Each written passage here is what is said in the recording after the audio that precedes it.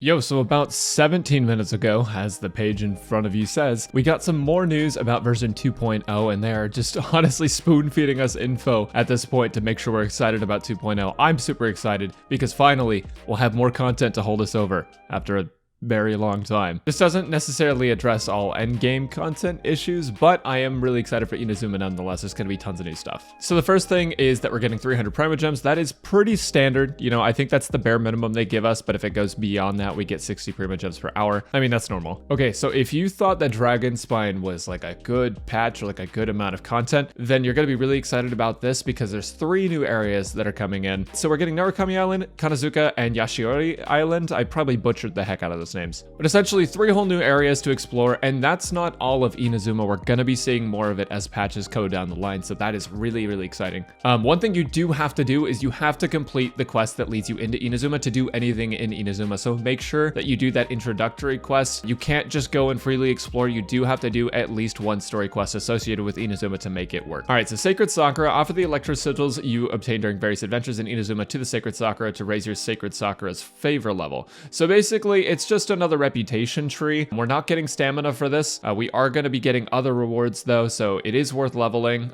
If I remember correctly, there's a bunch of free fates. There's also an Inazuma reputation system, and of course expeditions, daily commissions, all that stuff. So the new gameplay stuff in Inazuma, I don't want to touch on that too much, but basically it's just kind of similar to Dragon Spine where there was like a weather effect that you had to deal with. There is one for Inazuma. There's storms that you will have to deal with, and you're going to need Electrograna, which are, correct me if I'm wrong, but I believe they're kind of similar to the Scarlet Rocks that you pick up that prevent you from freezing. Okay, so this is actually huge, and I don't think a lot of people are talking about this yet, but Domain of Forgery, Domain of Mastery, and Domain of Blessing, and then there's just 3 domains as well. So these 3 domains are just going to be like your normal dungeons, and then the Domain of Blessing, Mastery of Forgery are all going to be for talent materials, artifacts, and weapon ascensions. So this is really exciting to me because that means that it is highly likely that both of the sets, both the new artifacts that we're going to be frothing at the mouth over, will be obtainable in the same domain, which is something I'm really looking forward to. New Characters Aika, you know all about her. New character Yoimiya, you also know about her.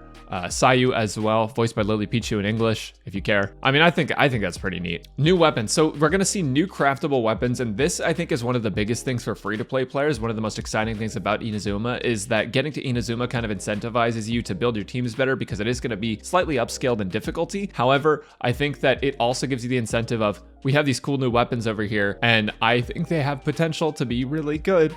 Not gonna talk about leaks, but you know, they could be really, really good. Anyways, here it says new artifacts. We already talked about those in a different video. You can check the link in the description if you want to see that. New events. So we are getting a free Beto. As you can see here, take part to obtain Uncrowned Lord of the Ocean Beto, which is a fucking sick title, by the way. Use Thunder Pellets and Thunder Crystals to obtain Uncrowned Lord of the Ocean Beto, a Crown of Insight, Talent Materials, Heroes Wits, and other rewards. So we're gonna be able to get another crown through this event as well, and I'm sure they're gonna have more crowns available through the tree that we're gonna get access to. One of the exciting things about Inazuma is that you only have to be AR 30 or above, which is like, wow, they actually aren't requiring you to be like 40 plus. That's something that I was kind of expecting, was for them to make sure that you have to be like really high level, but it's looking like it's super possible. All right, and here it's just looking at acts and some details about the events. We'll probably make another video on that. So these new Archon Quests are kind of a big deal because they level squished all of the other Archon Quests leading up to that. So now more Archon Quests are available at a lower AR. If you stopped playing the game because you felt like it was too grindy between ARs, you'd be able to come back now and just get so much more content all at once. So that is really exciting. I'm really glad they did that level squish. There's a Pyro Hypostasis. As we know, it's going to just be a Pyro boss that's basically a cube like every other thing.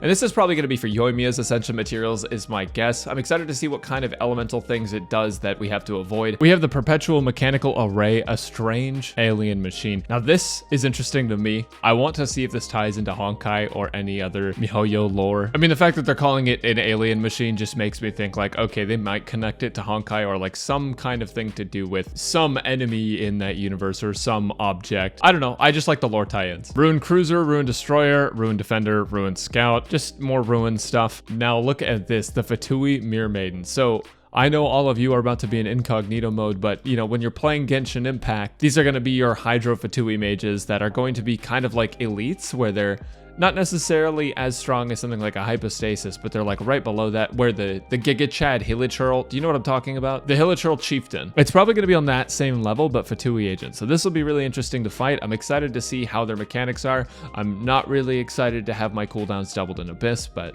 Okay, and then this is just talking about the weapon pity system, new crafting bench function, Mystic Offering. So this is allowing you to consume 5-star artifacts to create an artifact strong box that contains a 5-star artifact. So basically this is the one that lets you get Gladiators, Wanderers, Noblesse, and that other set. I don't remember off the top of my head, but it's gonna let you trade in some artifacts for new artifacts. It's a little bit of a resin save, kind of a quality of life thing. Lots of new items for housing. I'm not gonna go all over all of these, but the link will be in the description. New materials, obviously with new items, we want new woods to collect, and Spiral Abyss updated the monster lineup on floors 9 to 12. So, okay, wait, let's look at these. There is a lot to take in here, but I'll talk about the big things. So floor 12's Leyline Disorder looks really interesting. There's basically a high tide and low tide, and during the low tide, you can't gain energy, and during high tide, you can gain like a ridiculous amount of energy. So likely floor 12 is gonna just be a lot of like burst damage dealing. Like how fast can we kill enemies within this window of time? And now we have all this downtime. What do we do? You're probably gonna want to kill them before the downtime. Floor 11, Leyline Disorder is changed to pyro damage dealt increased by 60%, cryo damage dealt by all party members increased by 60%. This is how they're going to get you to pull for Aika and Yoimiya if you can't get past Abyss. They specifically are buffing these elements just to buff Yoimiya and Aika. I mean, come on, they do this every time. Floor 9 has a plasma field, so this is actually changing floor 9 of the Abyss. Basically, it's going to make you take electro damage every once in a while.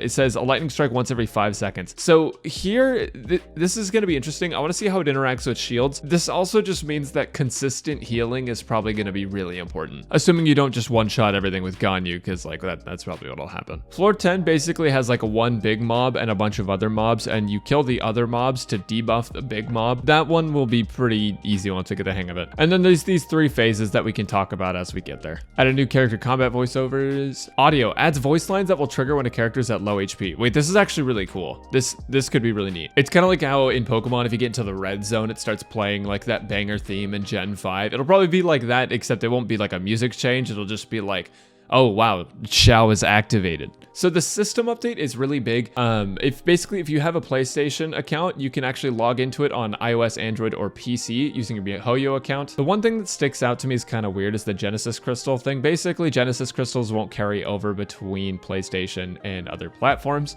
I'm not sure why that's a thing, but do keep that in mind. And finally, the biggest change, the ultimate buff, the one thing we have all been waiting for, without a shadow of the doubt, the most exciting thing to come out of this is they fixed Mona's dash. If you look at Ayaka's dash in any of the gameplay footage we've seen so far, it looks a lot smoother than Mona's, and I was really hoping they would change Mona's to feel less, well, quite frankly, shit to use. So I'm really glad that they updated this. That means that Mona's will be a lot more fluid, which means that, you know, a lot more people are probably going to use her now. So that is basically it for the patch notes, though as I was making this video, they just released the new banners, so I will be probably talking about those in a video tomorrow, and we will be streaming stuff on Inazuma as soon as it comes out at twitch.tv/Braxophone. Make sure to go follow if you want to see cool live content. It feels like this update, in addition to being like an entirely new region and like new systems, they're doing a lot of quality of life changes that I think are really good. Specifically, like allowing PlayStation people to play on other platforms and vice versa. Mona's talent change is also really big. Weapon pity, although it does nothing for most people,